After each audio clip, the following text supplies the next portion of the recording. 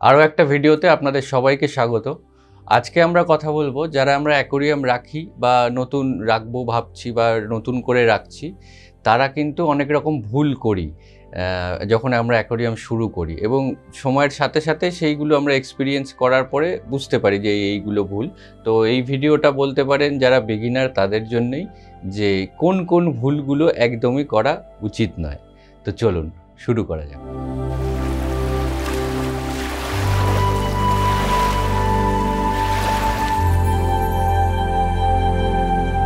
প্রথমেই যে ভুলটা অনেকেই করে থাকে সেটা হচ্ছে অ্যাকোরিয়ামের জায়গাটা, মানে কোথায় অ্যাকোরিয়ামটা রাখবে সেই জায়গাটা চুজ করতে হয়।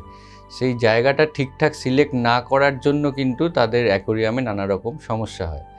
সেটা হলো, যদি অ্যাকোরিয়ামের মধ্যে খুব বেশি সূর্যের আলো পড়ে বা এমন জায়গায় রয়েছে যেখানে দুপুরের রোদ্দুরটা খুব পড়ছে, তো সেক্ষেত্রে কী হয়, অ্যাকোরিয়ামের টেম্পারেচারটা প্রচণ্ড ফ্ল্যাকচুয়েট করে।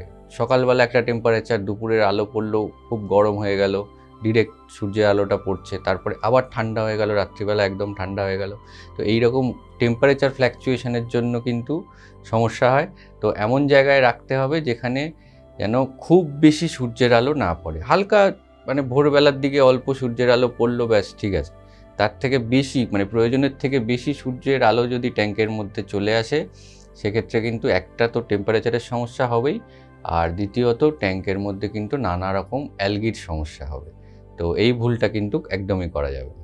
এরপর যে জিনিসটা মাথায় রাখতে হবে, যে যেখানে আমরা ট্যাঙ্কটা রাখছি তার খুব কাছাকাছি যেন রান্নাঘর না থাকে। মানে রান্নাঘর বলতে এখনকার দিনে দেখা যায় যে অনেক জায়গাতেই রান্নাঘর আর ডাইনিংয়ের জায়গাটা একদম একই জায়গাতে। তো সেখান থেকে কি হয়, রান্নাঘরের থেকে কিছু রান্না হচ্ছে, সেখান থেকে যে বাষ্পগুলো হয় সেটা যদি ট্যাঙ্কে আসে সেটা একটা ক্ষতি করবে। এছাড়া এই রান্নাঘর, ডাইনিং এইসব জায়গায় তো লোকেদের যাতায়াতটা খুব বেশি থাকে, সবসময় লোকজন যাতায়াত করে, ফুটস্টেপস হয়, এবং এই জায়গার লাইটটা কিন্তু প্রায় সবসময় জ্বালানো থাকে। তো এমন একটা জায়গায় রাখা উচিত যেখানে লাইট তো কনস্ট্যান্ট যাতে না পায়, পেলেও খুব লাইট একটা মানে হালকা একটা লাইট থাকে, এবং মানুষজনও যদি থাকে তারা যেন খুব বেশি মুভমেন্ট না করে, মানে বসার ঘর এরকম একটা ঘর হলে, মানে যেখানে একটু শান্ত পরিবেশ, সেরকম একটা জায়গায় রাখাটা কিন্তু অ্যাকোরিয়ামটাকে উচিত। আর অ্যাকোরিয়ামকে অনেকেই মাটিতে রাখে, মানে মাটিতে মানে একদমই মাটিতে কিছু একটা পেতে তার উপর অ্যাকোরিয়াম রাখে। সেটা আপনি কিছুদিনের জন্য ট্যাঙ্ক শিফট হচ্ছে এরকম অবস্থায় রাখতে পারেন, কিন্তু লং টার্মে পার্মানেন্টলি মাটিতে রাখাটা কিন্তু উচিত নয়। কারণ সামনে দিয়ে যদি কেউ হেঁটে যায়, ফুটস্টেপের যে ভাইব্রেশনটা ওটা কিন্তু খুব বেশি হবে। তো সেক্ষেত্রে একটা নির্দিষ্ট হাইটে আপনার আই লেভেলে এরকম একটা জায়গায় রাখবেন, এবং সেই টেবিলটার ওপরে অ্যাকোরিয়ামটা রাখার পরে আপনাকে দেখে নিতে হবে যে জলের লেভেলটা যেন সমান থাকে। মানে টেবিল যদি বাঁকা থাকে, জল কিন্তু একদিকে হেলে থাকবে, সেটা অ্যাকোরিয়ামের কাঁচের ক্ষতি করবে, অ্যাকোরিয়ামের কাঁচের ক্র্যাক ফ্র্যাক চলে আসার ব্যাপার থাকে। তো এই ব্যাপারটাকে কিন্তু মাথায় রাখতে হবে। এবার যে পয়েন্টটার কথা বলবো সেটা কিন্তু যারা নতুন অ্যাকোরিয়াম করছে বা নতুন অ্যাকোরিয়াম কিনবে, এরকম একটা ব্যাপার, জাস্ট হবি শুরু করবে এরকম প্ল্যান করেছে, তাদের একটু অপছন্দ হলেও হতে পারে, কিন্তু এটা একটা ফ্যাক্ট যে যারা নতুন অ্যাকোরিয়াম কেনে তাদের প্রথমেই মাথার মধ্যে থাকে যে অ্যাকোরিয়ামটা খুব সুন্দর করে সাজাবো, হ্যাঁ, রঙিন পাথর দিয়ে পিছনে, মানে রঙিন গাছ ফাছ এখন নানা রকমের পাওয়া যায়, প্লাস্টিকের গাছ, তারপরে বিভিন্ন রকম টয় পাওয়া যায়, ঠিক আছে। তারপর ধরুন বিভিন্ন জায়গা থেকে পাথর নিয়ে এসছে, মানে বা রাস্তায় পেয়েছে একটু ইউনিক দেখতে পাথর, এরম কিছু রাখবে। তো এই অবজেক্টগুলো কিন্তু মাছের ক্ষতি করে।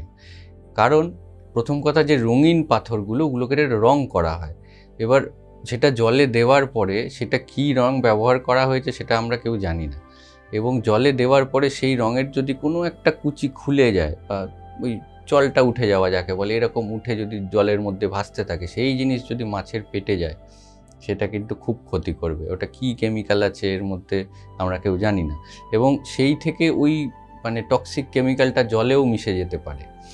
এছাড়া প্লাস্টিকের গাছ, এইরকম প্লাস্টিকের গাছ ফাছ তো এরকম অনেকেই আছে সুন্দর করে সাজায়। এবার প্লাস্টিকের গাছ তো তো ওই প্লাস্টিকের গাছের ভেতরে প্রচুর ময়লা জমে যায়, দ্বিতীয়ত প্লাস্টিকের জিনিস কোনো রকম কুচি ছিঁড়ে ফেটে যেতেই পারে, সেই জিনিসে যদি মাছের মানে পেটে বা কোনোভাবে চলে যায়, সেক্ষেত্রেও কিন্তু মাছের ক্ষতি হয়ে যেতে পারে। আর বিভিন্ন জায়গা থেকে সুন্দর দেখতে, ইউনিক দেখতে পাথর অনেকেই নিয়ে আসে, নিয়ে এসে জলের মধ্যে দিয়ে দেয়। এইবার জানতে হবে সেই পাথরটা জলে দেওয়া যাবে কি না। কিছু কিছু পাথর আছে যারা কিন্তু জলের হার্ডনেসটাকে অনেকটা বাড়িয়ে দেয়। এই জিনিসটা জেনে তবেই সেই পাথরটাকে আপনার ট্যাঙ্কে দেওয়া উচিত। মানে একটা সুন্দর দেখতে পাথর মানেই সেটা ট্যাঙ্কে দিয়ে দিলাম, সেটা না দিয়ে একটু জেনে নেওয়া। সেটার নানা রকম পদ্ধতি আছে, সেগুলো নিয়ে আমরা একটা পরের ভিডিওতে বলবো। তো একটু যারা মোটামুটি জানে তাদেরকে জিজ্ঞেস করলেই তারা বলতে পারবে যে আপনি পাথরটা রাখতে চাইছেন সেই পাথরটা ট্যাঙ্কের জলে কোনো ক্ষতি করবে কি না।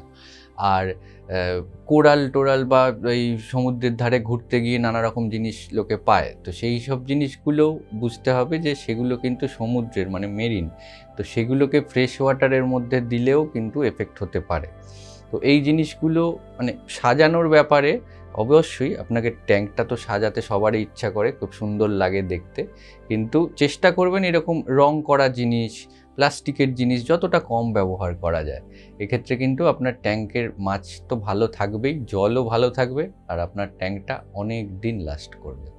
এরপর যে জিনিসটার কথা বলবো সেটাও বিগিনারদেরই বলছি, যে কোনো ট্যাঙ্ক প্রথম করার সময় একটু ধৈর্য ধরতে হয়।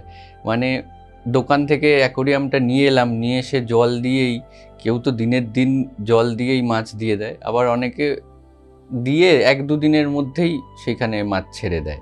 তো সেইটা কিন্তু করা একদমই উচিত নয়, কারণ অ্যাকোরিয়ামের মধ্যে জল দিয়ে সেই জলটাকে মাছকে থাকার মতো উপযোগী করতে হয়, তার মধ্যে বেনিফিশিয়াল ব্যাকটেরিয়া গ্রো করানোর ব্যাপার থাকে, এইসব ব্যাপার থাকে। এটা নিয়ে ট্যাঙ্ক সেটআপ নিয়ে একটা ভিডিও আছে, তো সেটা আপনারা গিয়ে দেখে আসতে পারেন।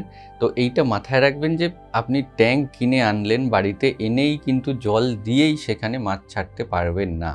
সেখানে এখন বাইরে থেকে ব্যাকটেরিয়া চার্জ করা যায়, এবং সেখানে ফিল্টারের মধ্যে পর্যাপ্ত পরিমাণ বায়োমিডিয়া এইগুলোকে দিয়ে সেইটাকে মানে ট্যাঙ্কটাকে সাইকেল করে তবেই তারপরেই মাছটাকে ছাড়বেন। তো তাড়াহুড়ো না করে ট্যাঙ্কটাকে আগে ভালো করে রেডি করে সাইকেল করে তবেই কিন্তু মাছ ছাড়বেন। এবার বলি যে ট্যাঙ্ক ক্লিনিংয়ের সময় অনেকেই করেন যে ট্যাঙ্কের মধ্যে যেসব জিনিস আছে, ফিল্টার আছে, স্পঞ্জ ফিল্টারটার মধ্যে তো ময়লা টয়লা জমে যায়, তো সেইটা বের করে পুরো মানে কলের জলে ভালো করে ধুয়ে টুয়ে তারপরে আবার ট্যাঙ্কে দিয়ে দেয়। তো ধুতে তো হবেই, পরিষ্কার করতেই হবে, কিন্তু এটা বুঝতে হবে যে আপনি যেই ওই ব্যাকটেরিয়ার সমেত স্পঞ্জ ফিল্টারটা বার করলেন বা ভেতরে যা যা আছে সেগুলো বার করলেন, সেটা যেই আপনি আপনার ট্যাঙ্কের জলে ধোবেন তখন কিন্তু সমস্ত ব্যাকটেরিয়াগুলো ওখানে মরে যায়। মানে ওই ট্যাঙ্কের আবার ধুয়ে টুয়ে যখন আবার আপনি ট্যাঙ্কে দিচ্ছেন তখন কিন্তু ওগুলো আবার সেই প্রথম দিন যেরকম নতুন দিয়েছিলেন ওই রকম হয়ে গেল, মানে ট্যাঙ্কের মধ্যে কোনো আর ব্যাকটেরিয়া নেই। তো এক্ষেত্রে বলা হয় যে ট্যাঙ্ক থেকে আপনি ওইগুলোকে বার করছেন সেই ট্যাঙ্কের জল দিয়েই, মানে ট্যাঙ্কের জল চেঞ্জ করার সময় সেই ট্যাঙ্কের জলের মধ্যেই ওইগুলোকে ধুয়ে নিন, নিয়ে আবার যেরকম ছিল সেখানে দিয়ে দিন। একদম ঘষে মেজে চকচকে করার দরকার নেই, ময়লাটুকু বের করে নেওয়া নিয়ে দরকার। তো সেইভাবে পরিষ্কার করে ট্যাঙ্কে দিয়ে দিন। আর তারপরে যখন আপনি ওয়াটার চেঞ্জ করে নতুন জল দিলেন তখন যদি পারেন বাইরে থেকে ব্যাকটেরিয়া একটু চার্জ করে দিতে পারেন। তো সেক্ষেত্রে একটু তাড়াতাড়ি ওই আবার যে ব্যাকটেরিয়াগুলো মরেছিল ওরা আবার তাড়াতাড়ি সেই জায়গাটায় চলে আসতে পারে। তো এটা একটু মাথায় রাখবেন যে ক্লিন করার সময় কখনোই ট্যাঙ্কের যা জিনিস আপনি বার করছেন সেটা কলের জলে না ধুয়ে ট্যাঙ্কের জলে ধুয়ে এবং তারপরে আবার ট্যাঙ্কের মধ্যে দিয়ে একটু আবার ব্যাকটেরিয়াটা চার্জ করে দেওয়া। এছাড়া ট্যাঙ্কের কাঁচের মধ্যে বারবার টোকা দেওয়া, ট্যাঙ্কের জলের মধ্যে বারবার হাত দেওয়া, এগুলো না করাই উচিত, মানে একদম না করাটাই উচিত। ট্যাঙ্কের জলে আপনি তখনই হাত দেবেন যখন মানে সপ্তাহে 1বার কি 2বার আপনি ওয়াটার চেঞ্জ করছেন, তখন সাকশন পাইপ দিয়ে আপনি জলটা বার করে নিলেন, আর ঠিক যতটা পরিমাণ হাত ঢুকিয়ে আপনার জিনিসপত্রগুলো বের করার দরকার ততটা পরিমাণই আপনি করবেন। এর থেকে বেশি বারবার জলে হাত দেওয়া এবং বাইরে থেকে কোনো রকমভাবে টোকাটাকি এই ব্যাপারগুলো কিন্তু করবেন না। এতে মাছ স্ট্রেসড হয়ে যায়, এতে মাছের হেলথের এফেক্ট করে, তো এগুলো কিন্তু একদমই করা যাবে না। ট্যাঙ্কের যে কোনো জিনিস বের করে পরিষ্কার করার সময় যেটা বললাম, ট্যাঙ্কের জল দিয়েই শুধুমাত্র সেইটাকে ধুয়ে পরিষ্কার করবেন, কোনো রকম সাবান ব্যবহার করা যাবে না। কোনো রকম কেমিক্যাল বা কোনো কিচ্ছু ব্যবহার করা যাবে না। ওই ট্যাঙ্কের জলের মধ্যেই আপনি মোটামুটি ওপর ঘষে ভালো করে ধুয়ে যেভাবে ধোয়া যায় সেইভাবেই ধোবেন, এছাড়া অন্য কিচ্ছু ব্যবহার করবেন না। আর লক্ষ্য রাখবেন আপনার অ্যাকোরিয়ামের সামনে যেন খুব জোরালো কোনো লাইট না থাকে। সামনে বলতে আপনার অ্যাকোরিয়াম এইখানে যদি থাকে, তার সামনে যদি কোনো টিভি বা কোনো জোরালো লাইট, এলইডি লাইট এখন অনেকের বাড়িতে ইউজ হয়, সো এরকম জোরালো লাইট বা টিভি এইসব জিনিস যেন না থাকে। খুব বেশি লাইট ট্যাঙ্কের একদম সোজাসুজি যদি থাকে, সেটার ক্ষেত্রেও কিন্তু মাছেদের স্ট্রেসড হয়ে যায়। তো এমন একটা জায়গায় রাখবেন যেখানে ট্যাঙ্কের সোজাসুজি যেন খুব একটা বেশি লাইট মানে রিফ্লেকশন এইসব জিনিস যেন না থাকে। আর আরেকটা জিনিস যেটা আমি প্রায় সব ভিডিওতেই বলে থাকি, যে মাছকে ওভার ফিডিং করানো যাবে না, আর ট্যাঙ্কের মধ্যে ওভার স্টকিংও করা যাবে না। মাছকে যতটা পরিমাণ খাবার দেওয়া উচিত সেটা আপনাকে বুঝতে হবে। মাছ বারবার যদি খেতে চলে আসে, তার মানে যে বারবারই তাকে খেতে দিতে হবে তা নয়। দিনে 2বার 3বার ভাগ করে সামান্য পরিমাণ করে, যেটাও একবারে খেতে পারে, ওই রকম খাবার দিন। আর আপনার ট্যাঙ্ক সাইজ অনুযায়ী আপনাকে বুঝতে হবে কতটা মাছ, মানে কটা মাছ রাখতে পারবেন, সেই মাছগুলো কতটা বড় হতে পারে, তো তবেই আপনি সেই ট্যাঙ্কটাকে লং রানে চালাতে পারবেন। তো এই দুটো জিনিস আমি সব ভিডিওতেই বলি, এই ভিডিওতেও বললাম, অবশ্যই মাথায় রাখবেন। আর অ্যাকোরিয়ামের ভেতরে অনেক সময়, ভেতরের দিকে মানে যেখানে জল আছে তার ভেতরের মধ্যে অনেক সময় শ্যাওলা জমে যায়, মানে অ্যালগি জমে যায়। তো সেইগুলো পরিষ্কার করার জন্য অনেকেই ভুল করে যে বাড়ির পরিষ্কার করার ন্যাকড়া, স্কচ ব্রাইট এইসব জিনিসপত্র ব্যবহার করে। সেগুলো কিন্তু একদমই করা যাবে না। আপনাকে একটা আলাদা কাপড় বা একটা আলাদা কিছু ওই অ্যাকোরিয়ামের জন্য আপনাকে আলাদা করেই রাখতে হবে, যেটা আপনি ওই অ্যালগি হলে পরিষ্কার করবেন, বা অ্যাকোরিয়ামের মধ্যে যদি কোনো জিনিস পরিষ্কার করতে হয়, কাঁচটাকে ভেতর থেকে পরিষ্কার করতে হয়, সেক্ষেত্রে ওই শুধুমাত্র ওই জিনিসটা দিয়েই পরিষ্কার করবেন। এছাড়া কাঁচ পরিষ্কার করার জন্য রেজার পাওয়া যায়, যেসব নানা রকম ইকুইপমেন্টস আছে, সেগুলো যদি আপনারা ব্যবহার করেন তো খুব ভালো। আর যদি সেগুলো না করেন, যদি ঘরের জিনিস ইউজ করেন, তো সেটা একটাই জিনিসকে ফিক্স রাখবেন যে ওটা শুধুমাত্র আপনার অ্যাকোরিয়াম পরিষ্কারের ক্ষেত্রেই যেন ব্যবহার হয়। এবার যে পয়েন্টগুলো বললাম সেগুলো ছোট করে আরেকবার বলে দিই, যে আপনার ট্যাঙ্ক যেখানে আছে সেখানে যেন খুব জোরালো লাইট, খুব বেশি লোকজনের যাতায়াত, ক্যাওস এইসব যেন না থাকে। অ্যাকোরিয়ামের ভেতরের জিনিসগুলো যখন পরিষ্কার করবেন তখন ওই ট্যাঙ্কের জল দিয়েই পরিষ্কার করবেন। ওভার ফিডিং, ওভার স্টকিং করা যাবে না। রঙিন পাথর, প্লাস্টিকের গাছ, এগুলো যতটা সম্ভব অ্যাভয়েড করলেই ভালো হয়। তবে ট্যাঙ্কটা অনেক দিন পর্যন্ত চালানো যাবে। আর যে কোনো ট্যাঙ্ক প্রথম সেট আপ করলে সেই ট্যাঙ্কটাকে অবশ্যই কিন্তু সাইকেল করে নিতে হবে। ট্যাঙ্ক কিনে এনেই সঙ্গে সঙ্গে জল দিয়ে মাছ ছাড়া যাবে না। তো এই ছিল আজকের ভিডিও। তো নতুন অ্যাকোরিয়াম যারা করে, বিগিনাররা সাধারণত যে ভুলগুলো করে, তো সেইগুলো আজকে বললাম।